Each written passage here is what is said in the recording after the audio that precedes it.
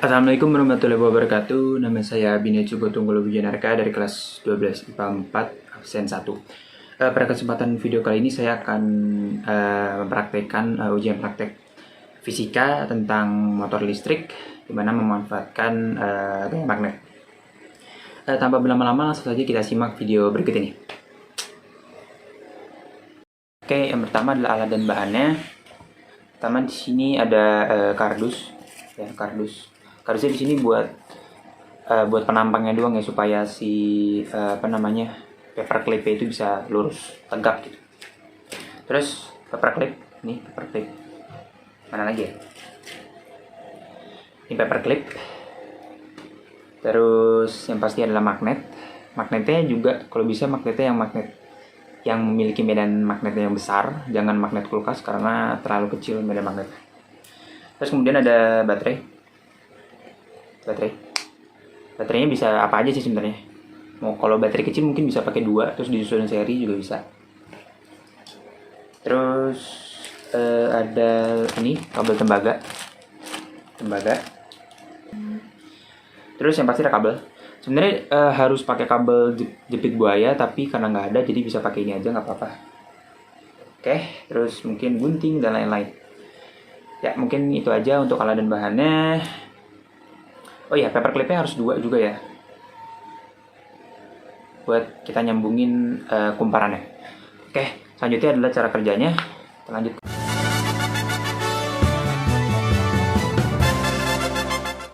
Oke, karena tadi saya sudah melakukan percobaan dengan menggunakan paperclip, tapi sepertinya elektron dari baterai tidak mengalir ke paperclipnya. Dan ketika saya coba pakai gulungan ini, ternyata nggak bisa, magnetnya tidak ada.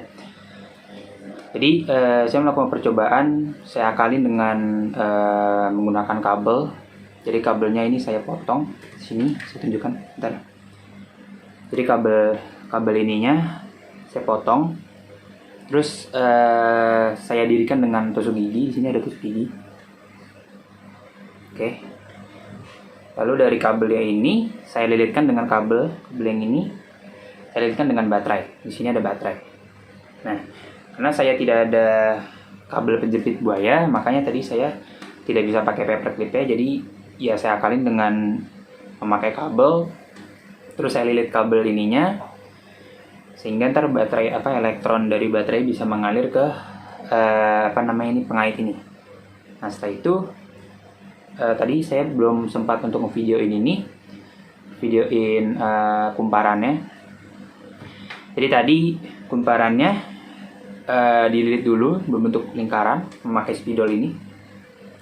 Dan di sini saya ada dua macam kabel tembaga.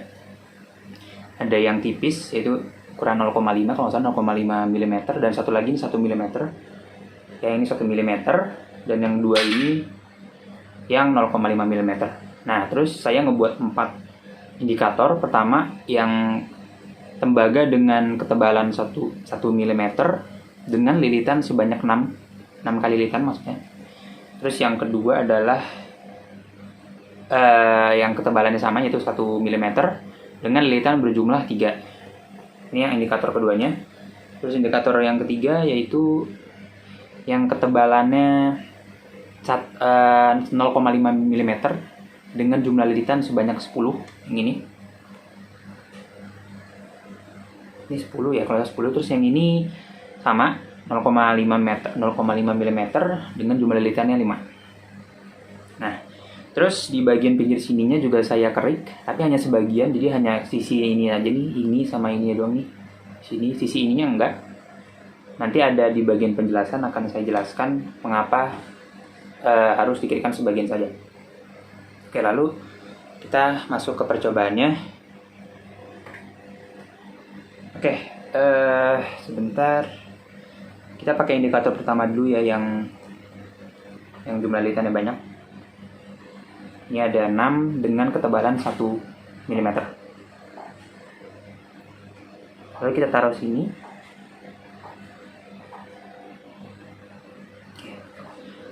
Lalu kita bisa dorong dari sini. Kalau kita lihat di sini sudah ada magnetnya ya. Oke, kita coba. Oke, belum. Oke, ternyata di sini kita lihat eh, kumparannya bisa berputar lumayan cepat ya. Oke, ini untuk indikator pertama ternyata berhasil berputar. Namun kita lihat dengan kecepatan yang keduanya. Oke, sekarang ini tadi yang lilit. Nah, yang ini sekarang yang lilitan yang jumlah lilitannya ada 3 dengan ketebalan tembaganya sebesar 1 mm. Oke, ini indikator kedua. Kita pasangkan di sini. Dulu ya. Oke, bisa ya, bisa berputar. Kecepatannya hampir sama ya sebenarnya, ini memang tidak terlalu berbeda. Nah, habis itu yang tipis yang sebesar 0,5 mm ketebalannya. Oke, kita yang berat dulu ya. Yang ini kalau nggak salah 10. Jumlah lilitannya 10 maksudnya. Jumlah lilitan 10 dengan ketebalan 0,5 mm. Oke, kita coba di sini dia sangat ya. Oke, sepertinya tampaknya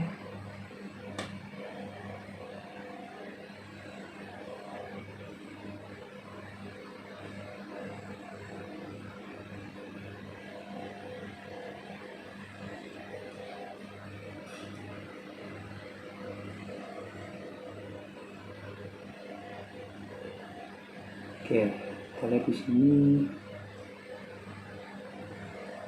Oke, semakin cepat ya ini ya. Kita lihat di sini dia semakin cepat. Oke. Lalu yang ini, bentar ya. Ini yang ketebalannya sama 0,5 mm tapi jumlah lilitannya lebih dikit daripada yang tadi. Coba kita coba. Oke.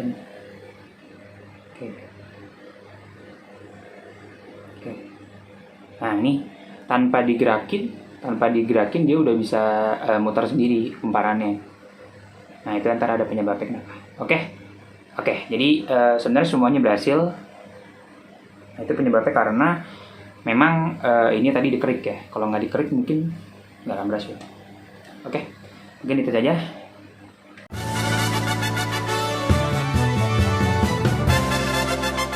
Oke, kita masuk ke bagian penjelasan.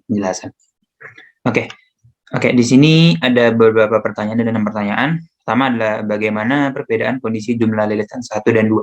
Oke.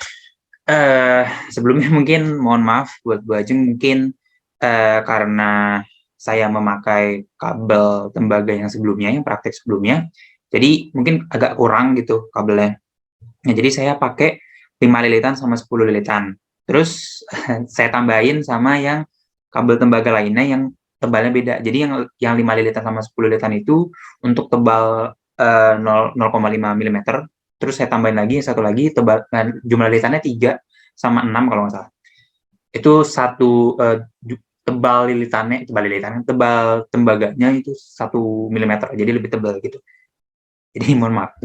Oke, saya akan jelaskan tentang bagaimana perbedaan kondisi jumlah 1 dan 2. Oke, di situ kan intinya jumlah 1 dan 2 itu kan ada perbedaan dari jumlah lilitannya. Ya, karena jumlah lilitan itu kan N ya. Sebenarnya kita bisa pakai rumus yang ada di T, bukan T, tapi torsi. Jadi torsi ini, itu rumusnya adalah W per 2 I L B sin theta. Nah, WL ini, sebenarnya WL ini adalah, apa ya, WL ini sebenarnya adalah jumlah dari lilitannya gitu. Jumlah lilitannya itu WL. Nah,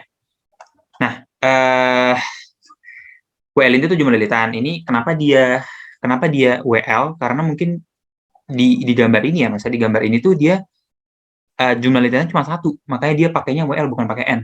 Nah, rumus aslinya itu yang ini nih. Nah, ini kalau kita lihat di sini maksimumnya adalah torsi maksimum adalah ketika dia 90 derajat tetanya. Nah, torsi ini tuh kan sama aja kayak gaya ini, gaya apa namanya? Gaya rotasi ya. Ya kan, kalau gaya benar-benar gaya itu kan ketika geraknya gerak tanah selasi. Kalau misalkan torsi ini adalah gaya ketika geraknya rotasi kan. Jadi sama aja gitu. Jadi sama aja kayak gaya sama dengan W per 2 gitu. Tapi ini karena nih dia berhubungan dengan perputaran, itu rotasi, makanya dia jadi torsi gitu Bu. Nah, di sini ini rumus aslinya, ini saya cari di internet dan saya nemu, yaitu NBIA sin theta ini, jadi torsi itu adalah gayanya, itu berbanding lurus dengan jumlah lilitannya. Jadi sebenarnya dalam logikanya, kalau kita lihat di rumus, semakin besar, semakin banyak jumlah lilitannya, itu torsi semakin besar. Berarti percepatan perputarannya itu semakin cepat seharusnya, atau semakin besar lah bisa dibilang. Nah, tapi ketika di video saya sebelumnya itu, sebelum video ini, itu memang lebih mudah yang jumlah lilitannya yang kecil, jumlah lilitannya lebih dikit gitu, yang kalau nggak salah yang 5 lilitan, kan ada 5 sama 10. Nah, itu sebenarnya kayaknya kalau menurut saya itu penyebabnya karena apa ya? Karena untuk awalnya memang mungkin lebih mudah untuk mendekatkan magnet dengan si itunya ya, untuk menciptakan gaya Lorentz itu mungkin lebih mudah yang jumlah lilitannya dikit, karena itu berpengaruh sama masanya mungkin. Tapi ketika dia sudah berputar, itu sudah masuk ke gerak rotasi. Jadi yang ini nih, ya, saya nemu juga nih tabelnya. Jadi di mana massa itu kan, kalau di gerak translasi, massa itu ya massa. Tapi kalau di gerak rotasi itu kan massa itu menjadi momen inersia. Nah, kalau kita lihat di sini momen inersia itu berbanding lurus dengan torsi. Jadi kayak seharusnya kan logikanya lah semakin besar momen inersianya, torsinya semakin besar. Kalau torsinya semakin besar berarti kan perputarannya juga akan semakin besar atau semakin cepat gitu. Nah, seharusnya semakin banyak lilitannya itu semakin cepat. Tapi kalau kita lihat di video, kalau kita kita ngomongin tentang percepatannya, bukan percepatan, tapi kecepatannya itu memang lebih cepat perputarannya adalah ketika jumlah lilitannya lebih banyak. Kalau kita lihat, tapi untuk ngebuat perputaran itu memang lebih mudah yang jumlah lilitannya lebih dikit. Karena mungkin itu ngaruh ke massa dari gerak translasinya sebelum dia berputar. Kalau menurut saya seperti itu. Dan juga semakin banyak kayak jumlah lilitan itu juga harus ideal, karena kalau terlalu banyak jumlah lilitannya juga ya, kalau kita lihat di sini kan jumlah lilitan itu berbanding terbalik sama luas permukaannya. Jadi kalau semakin banyak jumlah lilitan, luas permukaan akan semakin kecil. Jadi kayak harus seimbang gitu, maksudnya harus ideal antara jumlah lilitan sama luas permukaan harus ideal gitu. Dan juga berpengaruh sama B-nya juga di sini, B dan magnetnya. Jadi gitu ya. Jadi menurut saya sih seharusnya logikanya ketika diputar, maksudnya ketika terjadi rotasi itu lebih cepat yang jumlah lilitannya lebih banyak. Tapi ketika untuk ngedorong, untuk ngebuat perputaran itu lebih mudah yang jumlah lilitannya lebih kecil gitu.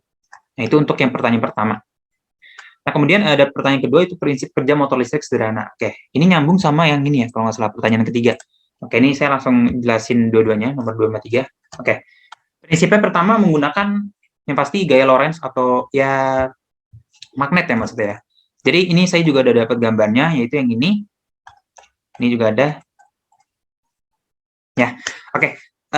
Jadi pertama, magnet itu kenapa kumparan itu kenapa bisa berputar, itu karena pertama memang ada arus listrik yang mengalir di kumparan tadi. Jadi misalkan anggap ini adalah positif, ini nggak ada tanda ya di sini, mungkin anggapnya ini positif, ini negatif. Kalau kita ngomongin elektron itu kan dari negatif ke positif, berarti dia dari sini. Tapi kalau arus itu kan kebalikannya, jadi ya dari sini ke sini gitu. Nah, kalau kita pakai kan ntar ada magnet di sini nih. Nah, magnetnya ada di sini, dan di sini ntar ada medan magnet. Karena ini magnetnya cuma satu, jadi magnetnya nggak lurus gini ya, nggak lurus kayak gini. Kan kalau di generator yang asli itu dia bentuknya lurus nih. Yang asli kan dia lurus karena memang dia ada dua magnet di sini, ada yang magnet yang kutub utara di sini, kutub selatan di sini. Tapi karena kita percobaannya hanya memakai satu magnet, jadi ya flux magnetnya atau medan magnetnya itu nggak lurus doang gitu. Jadi ada yang sini, ada yang ke sini, kayak gini nih. Nah, gini ada yang ke sini, ada yang ke sini, ada yang ke sini. Nah jadi magnetnya kan fluxnya tadi ke sini atau medan magnetnya ke sini. Nah, kita bisa pakai kaidah tangan kanan atau flaming hand rule kalau nggak salah. Jadi pakai tangan kanan, kalau saya pakai yang kayak gini atau pakai yang kayak gini juga boleh. Itu kan yang lurus ini atau yang telunjuk ini itu mewakili medan magnetnya, dan yang jempol ini mewakili arusnya, dan yang ini adalah gayanya atau gaya Lorentz ya. Gaya Lorentz adalah yang dari tengah ini. Jadi dia kan medan magnetnya ke atas ya. Medan magnetnya ke atas, terus ininya kan ke sini. Arusnya ke sini, arah sini. Jadi arahnya mungkin dia ke sini. Arah apa, gaya lorenznya ke sini. Jadi benar nih, arahnya ke sini. Arahnya ke sini. Terus ininya, sorry, ya, gaya lorenznya ke sini, arusnya ke sini, sama apa namanya, medan listriknya ke atas. Dari ke sini, terus arahnya ke sini, lorenznya ke sini, ke bawah sini maksudnya. Nah, untuk yang bawah, jadi kan gini ya, mungkin saya lupa jelasin, jadi kan arusnya itu kan dari sini ke sini. Nah, ini kan karena dibentuknya lingkaran, jadi ada yang dia dia ngalir ke sini, terus masuk ke yang ini nih kumparannya, terus di sini kan dibentuknya lingkaran. Kalau dibentuknya lurus mungkin dia cuma gini doang ya. Dia nggak akan berputar karena dia cuma lurus doang, karena ini bentuknya lingkaran. Jadi dia dari sini, perjalanannya adalah dari sini, terus dia masuk ke sini, dan dia masuk ke sini. Nah, dari sini dia ada yang ke arah ke sini, ada yang arah ke sini. Jadi setengah lingkaran ke arah kanan, setengah lingkaran lagi ke arah sini, ke kiri. Jadi satu lagi ke sana, satu lagi ke sini. Nah, itu akan menciptakan gaya Lorentz-nya ke sini sama gaya Lorentz-nya ke belakang sini. Sesuai dengan ini kan, kaidah tangan kanan yaitu ketika apa namanya, kalau kita pakai tangan kanan itu kan apa namanya, medan magnetnya itu ke atas, terus harusnya kan ke kiri nih. Berarti kan gini dong kalau di tangan kan, atau pakai gini atau gini sama aja. Otomatis kan gaya Lorentz akan masuk ke ininya kan, masuk ke layarnya gitu, ke arah sini lah bisa dibilang, atau kalau di samping kayak gini. Jadi ke samping gini. Nah, jadi berarti benar nih logikanya dari gambar ini udah benar gitu. Atau kalau kita dari gambar ini juga bisa. Maksudnya di sini ini adalah apa namanya, baterainya harusnya ke sini. Tapi kalau saya memang nggak pakai untuk percobaan saya nggak kayak gini, nggak pakai ini juga, nggak pakai paperclip karena nggak tahu, saya nyoba nggak bisa, jadi saya langsung pakai kabelnya dan bisa gitu. Itu untuk pertanyaan yang kedua dan ketiga ya, kedua dan ketiga yang benar. Terus pertanyaan keempat itu mengapa kawat tembaga harus dikerik sebagian? Oke, sini saya juga udah nemu gambarnya, yaitu ini. Saya nemu gambarnya. Oke, kalau ini dia dicat dengan ada, saya nggak tahu cat apa, pokoknya yang bisa melapisi si tembaga sehingga elektron nggak akan ngalir. Tapi kalau kita bisa diakalin dengan dikerik sebagian. Karena aslinya kan tembaga itu ada lapisan pelindungnya. Saya nggak tahu namanya apa, poli apa gitu kalau nggak pelindungnya. Dan itu yang melindungi tembaga itu. Jadi apa ya, elektron itu nggak akan bisa ngalir di situ. Itu arus atau elektron nggak akan bisa ngalir di apa, di lapisan itu. Jadi harus dikerik dulu. Ketika dikerik itu baru ada tembaganya tuh. Nah, tembaganya itulah yang akan dialiri oleh si elektron tadi. Nah, makanya dia dilihat sebagian. Nah, gunanya untuk apa? Nah, di sini ada nih, gunanya adalah untuk ini. Jadi gini, ketika arusnya itu mengalir, ya ini kita anggap nih arusnya gitu ya, atau elektron, ya kalau elektron kebalikannya gitu aja. Di arusnya masuk ke sini. Nah, ini kan bagian yang biru tadi kan, yang warna biru ini adalah bagian yang tidak bisa, elektron nggak bisa ngalir, kan? Nah, karena elektron nggak bisa ngalir yang bagian biru, nah ini kan dia yang bersentuhan dengan si listrik atau elektron itu kan yang ini dulu nih, bukan yang atas ini kan. Otomatis elektron akan ngalir di tempat yang kuning ini, atau yang bisa dialiri oleh elektron. Nah, akhirnya karena elektronnya bisa mengalir, akhirnya ada arus listrik di situ kan. Karena ada arus listrik dan ada magnet, bisa ada perputaran. Nah, ketika dia sudah berputar sampai 180 derajat, itu kalau udah sampai 180 derajat, itu kenapa dia harus setengah gitu? Karena supaya dia akan siapa namanya, kumparan tadi akan memanfaatkan momentum dari si torsi tadi nih, gaya torsi tadi, atau torsi atau gaya rotasi tadi. Dia akan memanfaatkan gaya rotasi atau si torsi tadi untuk apa ya, mengubah yang tadi 180 derajat untuk 360 derajat. Jadi dia balik lagi ke awal. Kalau dia udah balik lagi ke awal, kita pakai metode yang tadi lagi, yang ini tadi. Pakai yang ini tadi, metode. Jadi udah pas dia udah 360 derajat lagi, udah kembali lagi seperti semula, dia pakai torsi yang sama, bukan torsi yang sama, tapi pakai apa, arus listriknya sama gitu. Karena kalau misalkan kita anggap kita misalkan nggak dikerik nih, sama sekali nggak dikerik, otomatis masih ada pelindungnya dong, elektron nggak akan bisa ngalir, yang ada ya nggak akan bisa berputar, pertama itu. Nah, kalau misalkan dikerik semua, otomatis elektronnya akan ngalir terus, otomatis akan ada arus terus. Kalau ada arus terus, itu mengakibatkan yang tadinya nih, yang tadi arusnya di sini, arusnya kan tadi kan arahnya ke kanan nih. Ketika dia udah nyampe 180 derajat berputar, maksudnya berputar 180 derajat, dia udah berputar nih 180 derajat, otomatis yang tadi ke arah sini, yang ada di atas ke arah kanan, menjadi di bawah di arah kanan, itu akan beda. Kalau kita pakai tangan kanan itu akan beda, dia akan balik lagi ke sini. Jadi kalau kita pakai yang ini kan ini arahnya ke kanan. ketika kita nyampe ke bawah, ini ke arah kanan lagi kan. Nah, ketika dia di bawah, ini ketika ini udah ada di bawah sini, yang ini ada di bawah sini nih, anggapnya yang ini lah misalkan. Nah, itu kan arahnya kan, karena kan kalau yang awal itu yang di bawah kan tadi arahnya ke kiri, tapi karena dia udah 180 derajat, otomatis yang arah arus ke kanan tadi ada di bawah dong. Nah, karena di bawah kita pakai yang apa namanya, kaidah tangan kanan tadi, yaitu yang kayak gini, harusnya tetap ke kanan, otomatis dia akan gaya Lorentz akan ke atas, bukan ke sini, tapi ke atas, dia akan berpindah. Nah, otomatis nggak ngaruh dong. Jadi apa ya? Jadinya balik lagi ke awal gitu. Jadi kalau misalkan dikerik semua, dia kan balik lagi ke awal. Jadi dari dia udah putar 180 derajat akan balik lagi ya 0 derajat. Jadi tetap aja gitu. Jadi nggak akan bisa berputar. Jadi dia hanya berputar 180 derajat lalu dia balik lagi ke 0 derajat. Jadi hanya gitu-gitu aja, jadi nggak bisa berputar. Itulah kenapa kita hanya hanya dikerik sebagian aja gitu. Oke. Itu untuk yang keempat, pertanyaan keempat. Terus ada faktor yang mempengaruhi kinerja motor listrik sederhana. Oke, untuk faktor ya kalau saya sih dari rumus ini ya. Dari sini dari rumusnya kan ada N itu adalah jumlah dari lilitannya. Jadi faktor yang mempengaruhi adalah jumlah lilitannya. Terus arusnya juga ngaruh. Jadi kalau misalkan arusnya semakin besar ya otomatis torsinya juga semakin besar, perputaran semakin cepat gitu. Terus kalau yang ketiga maksudnya adalah medan magnet. Ini juga ngaruh karena kalau misalkan kita pakai magnet kulkas, karena saya juga nyoba pakai magnet kulkas itu akan sulit karena medan magnetnya kecil ya, jadi akan sulit untuk terjadi putaran tuh sulit gitu. Jadi yang mempengaruhi itu sih kalau menurut saya. Jadi jumlah lilitan, medan magnet sama arusnya itu faktor-faktor yang mempengaruhi kinerja motor listrik sederhana. Terus apalagi di sini ada fungsi magnet ya. Apa fungsi magnet dan apakah dapat diganti dengan alat lain? Oke. Jadi fungsi magnet itu sendiri adalah seperti yang saya tadi bilang. Jadi fungsi magnet itu adalah untuk membangkitkan gaya Lorentz. Jadi eksistensi si magnet itu adalah untuk membangkitkan si gaya Lorentz karena magnet itu kan akan mengeluarkan medan magnet. Medan magnet itu kan kayak apa ya? Kerapatan dari flux kan. Medan magnet kan kayak kerapatan dari flux. Jadi flux itu kan garis-garis magnetnya. Nah, garis-garis itu yang membangkitin gaya magnet tadi. Tapi harus ada arus listrik. Gitu, harus ada arus listrik gitu. Karena kalau nggak ada arus listrik, ya nggak bisa juga gitu. Kayak misalnya nggak ada arus, cuman kita naruh magnet di kumparan tapi nggak dipasang baterai gitu misalkan, ya nggak bisa juga, nggak bisa berputar. Gitu. Terus apakah magnet dapat diganti dengan alat lain? Nggak bisa. Kenapa?